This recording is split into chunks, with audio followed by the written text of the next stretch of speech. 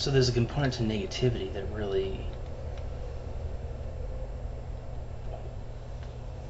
I feel locked into. I feel that it's central to my personality, and I've never enjoyed it. I've always been able to kind of, in a way, stand back and go, God, I know it shouldn't be like this.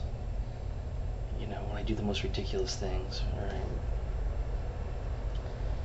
in such a state that's just completely uncalled for, I've been able to stand back and go, I need to change this. This isn't right.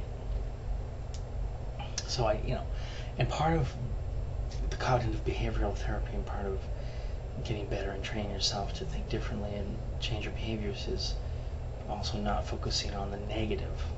So, what were some of the positive things that happened recently? Well, my friend Lawrence and I are going to go see Roger Waters. Roger Waters is doing the Wall performance in December of this year,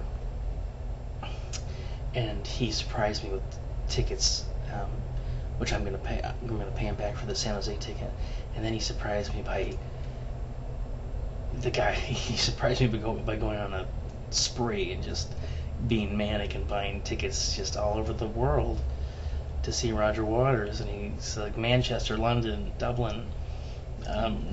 He's like, oh, I'm glad I didn't end up in Vienna. Maybe we can go see him in London. And I think that we're either going to end up in Manchester or London if I end up going, if it works out, if I can make it happen.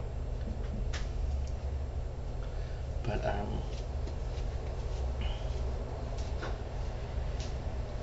that was really interesting. I think that was probably, in a way, I guess I'm kind of surprised at how indifferent I feel to it. Or maybe that's just not being fair. But there's always something there's something that eats at me. Like, I always feel like I have to be doing something else, which is ironic because often productivity is low, and